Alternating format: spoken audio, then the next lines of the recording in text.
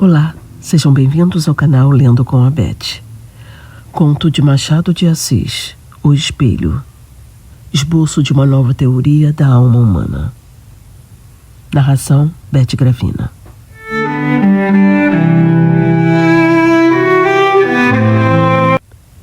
Quatro ou cinco cavalheiros debatiam uma noite várias questões de alta transcendência, sem que a disparidade dos votos trouxesse a menor alteração aos espíritos.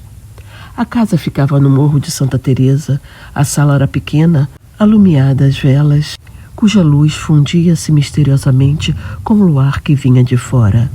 Entre a cidade, com as suas agitações e aventuras, e o céu, em que as estrelas pestanejavam, através de uma atmosfera límpida e sossegada, estavam os nossos 4 ou 5 investigadores de coisas metafísicas, resolvendo amigavelmente os mais árduos problemas do universo.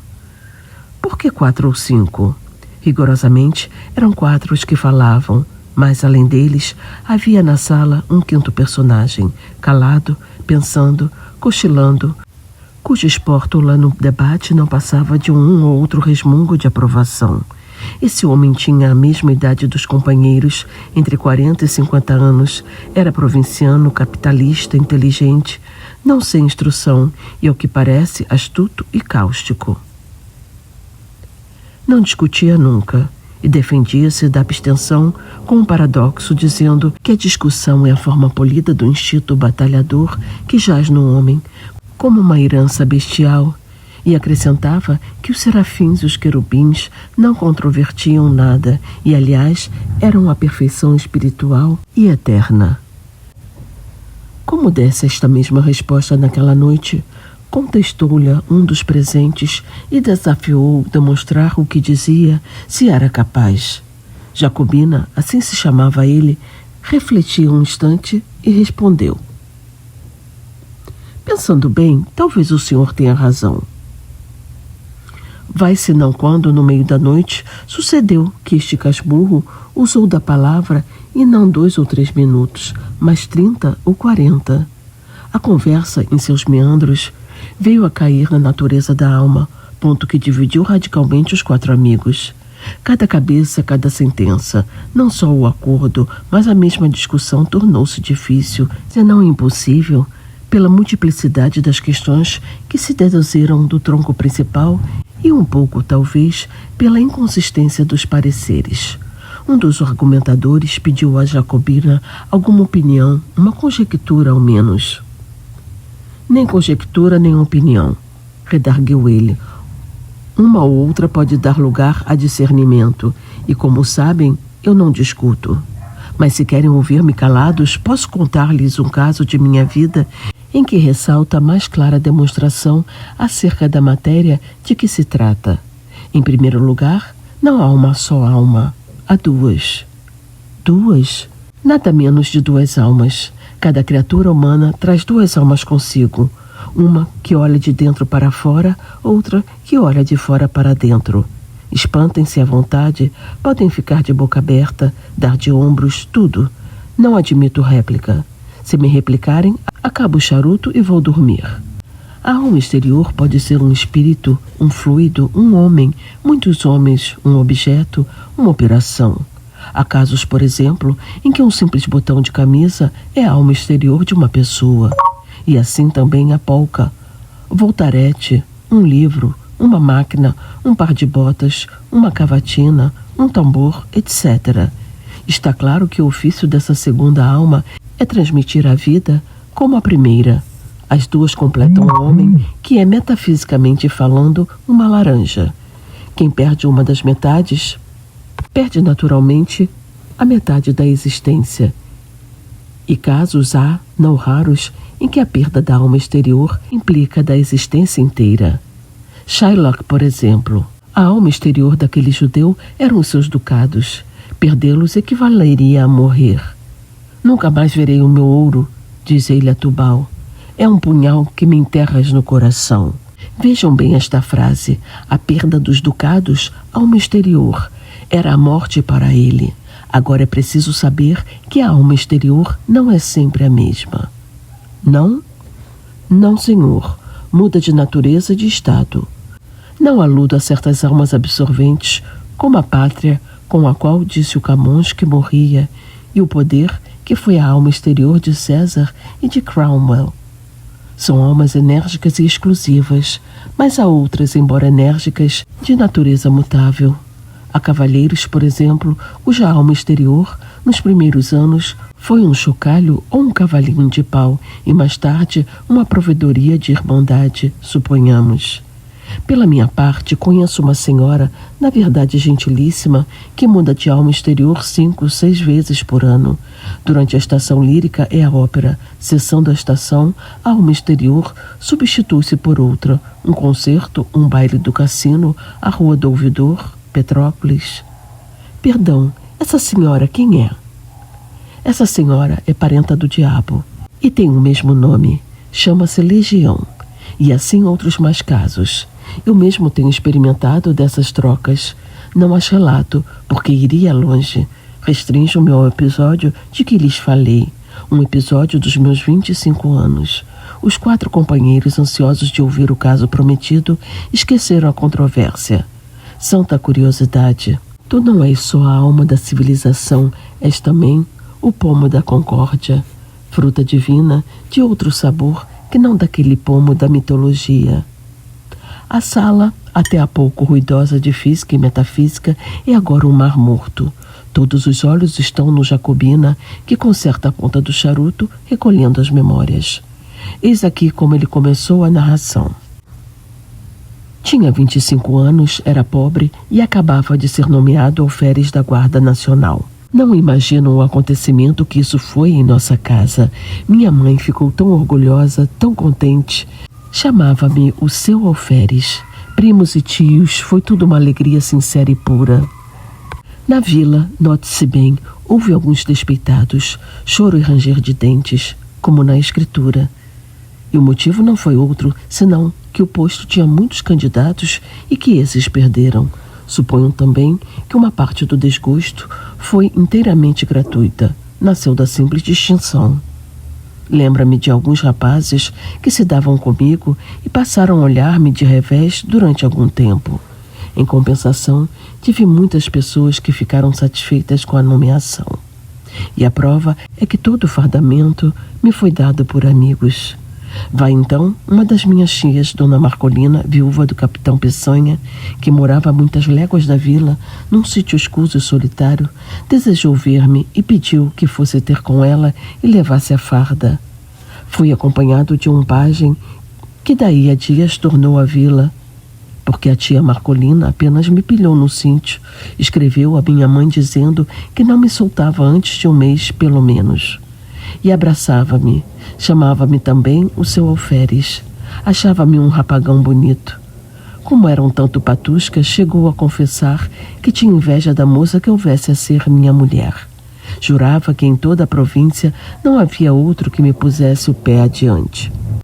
E sempre alferes. Alferes para cá, alferes para lá, alferes a toda hora. Eu pedi-lhe que me chamasse Joãozinho como dantes, e ela abanava a cabeça, brandando que não, que era o senhor alferes.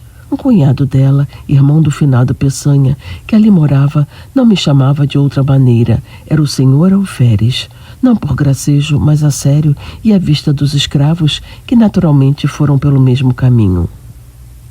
Na mesa tinha o meu melhor lugar, e era o primeiro servido. Não imaginam.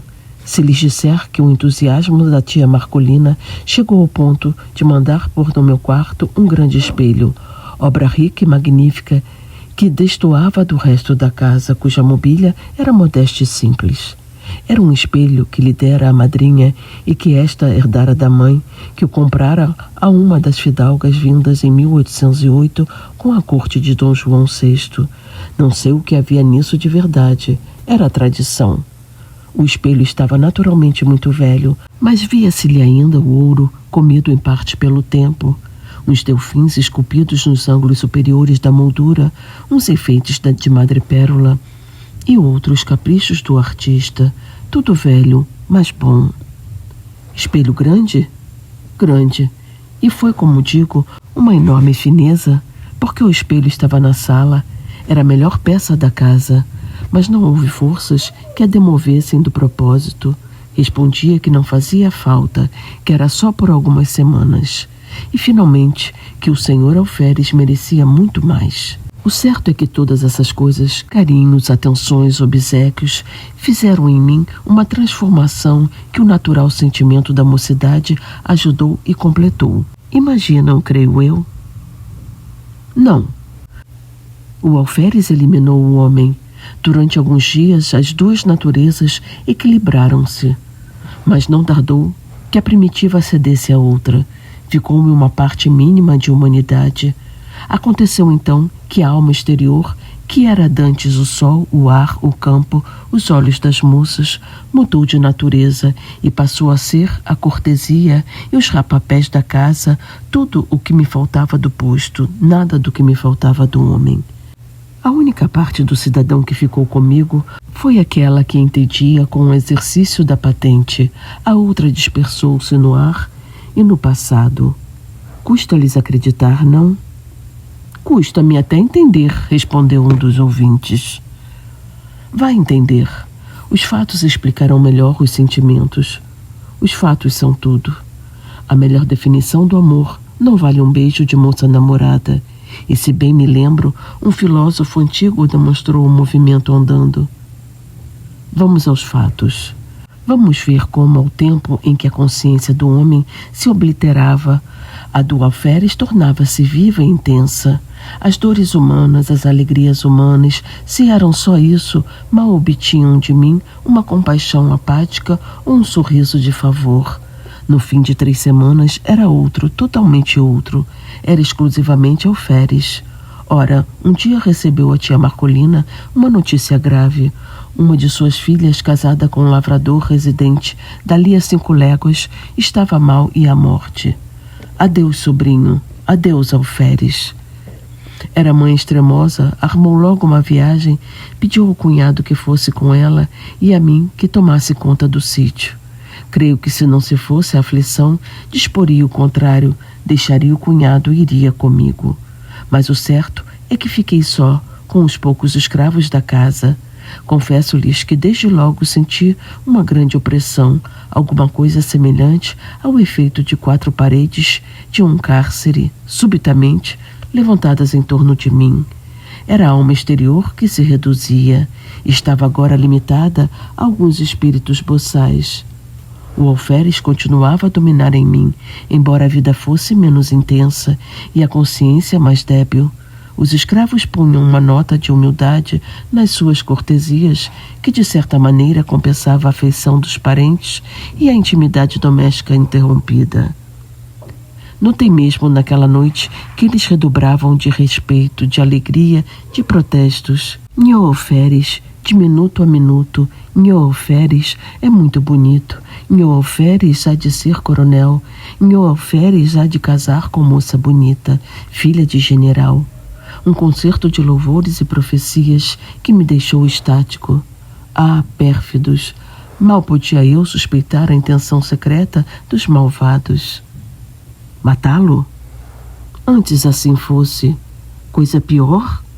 Ouçam-me, na manhã seguinte achei-me só. Os velhacos, seduzidos por outros ou de movimento próprio, tinham resolvido fugir durante a noite. E assim fizeram. Achei-me só, sem mais ninguém, entre 4 paredes, diante do terreiro deserto e da roça abandonada. Nenhum fôlego humano. Corria a casa toda, a senzala, tudo. Ninguém, um molequinho que fosse. Galos e galinhas tão somente, um par de mulas que filosofavam a vida, sacudindo as moscas, e 3 bois. Os mesmos cães foram levados pelos escravos. Nenhum ente humano. Parece-lhes que isto era melhor do que ter morrido? Era pior. Não por medo.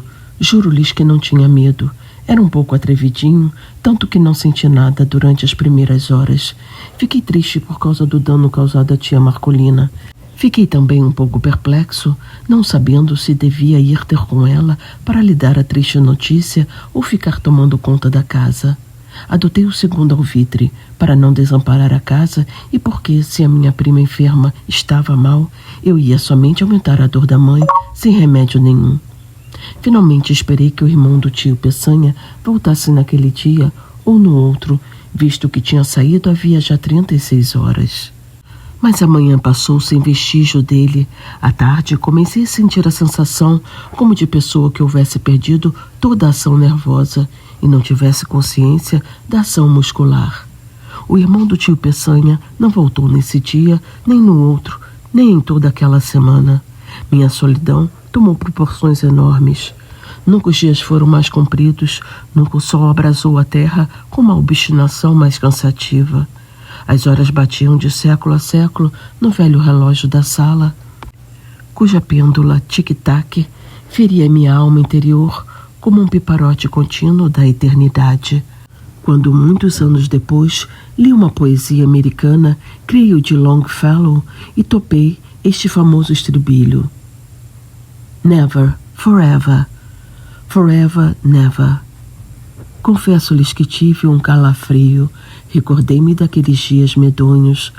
Era justamente assim que fazia o relógio da tia Marcolina. Never, forever, forever, never.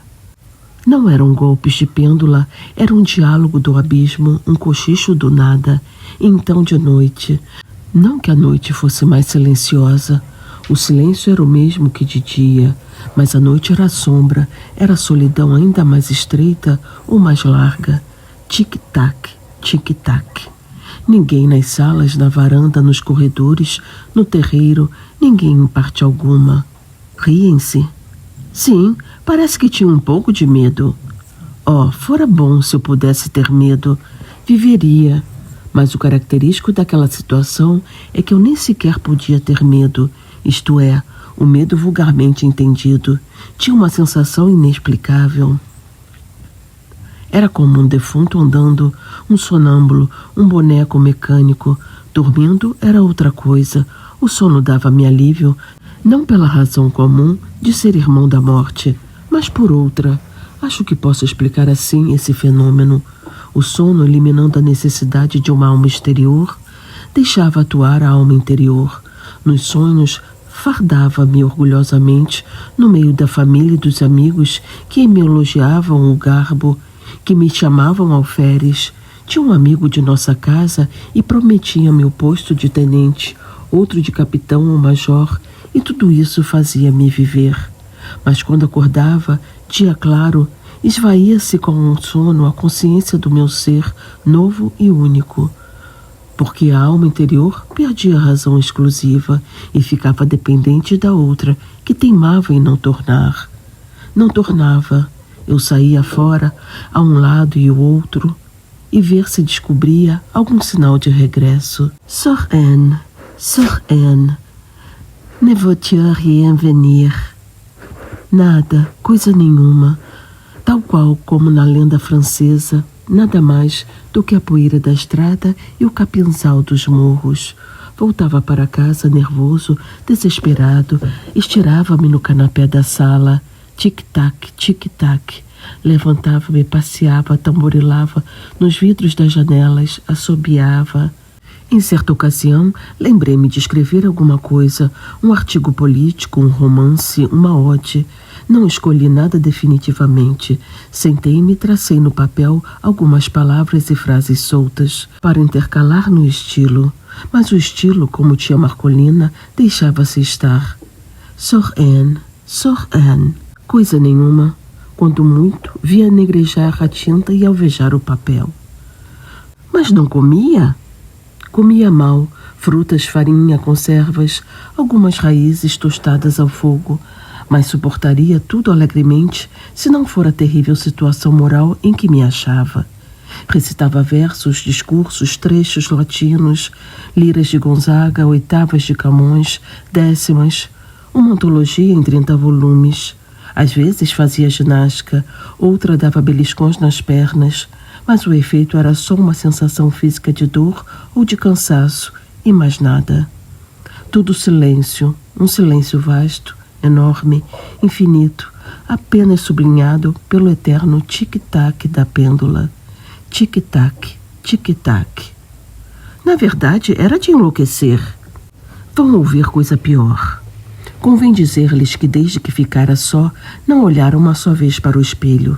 Não era abstenção deliberada, não tinha motivo. Era um impulso inconsciente, um receio de achar-me um e dois ao mesmo tempo, naquela casa solitária.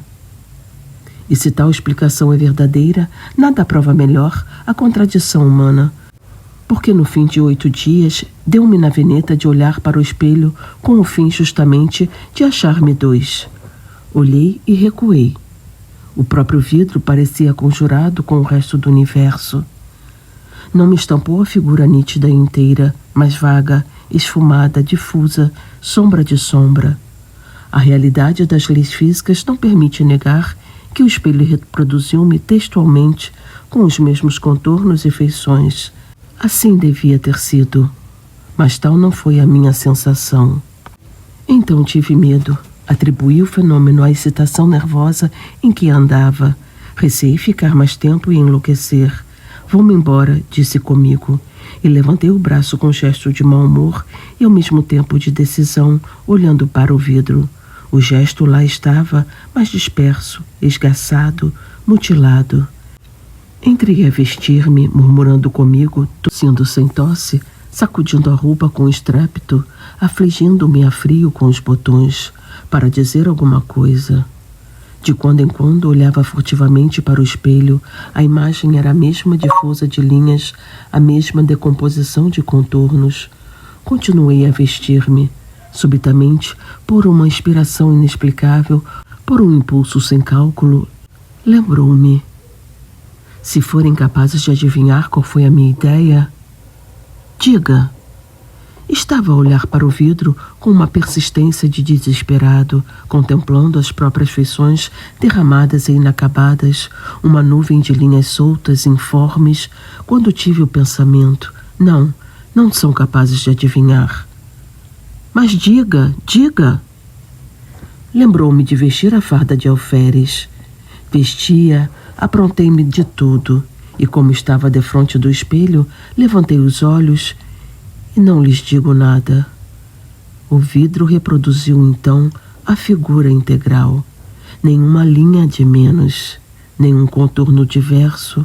Era eu mesmo, o alferes, que achava, enfim, a alma exterior. Essa alma ausente, com a dona do sítio, dispersa e fugida com os escravos, ei-la recolhida no espelho. Imaginai um homem que pouco a pouco emerge de um letargo, abre os olhos e, sem ver, depois começa a ver. Distingue as pessoas dos objetos, mas não conhece individualmente uns nem outros. Enfim, sabe que este é fulano, aquele é cicrano, aqui está uma cadeira, ali um sofá, tudo volta ao que era antes do sono. Assim foi comigo. Olhava para o espelho, ia de um lado para o outro, recuava, gesticulava, sorria e o vidro exprimia tudo. Não era mais um autômato, um ente animado. Daí em diante fui outro. Cada dia, a uma certa hora, vestia-me de alferes e sentava-me diante do espelho, olhando, meditando. No fim de 2, 3 horas, despia-me outra vez. Com este regime, pude atravessar mais 6 dias de solidão sem o sentir.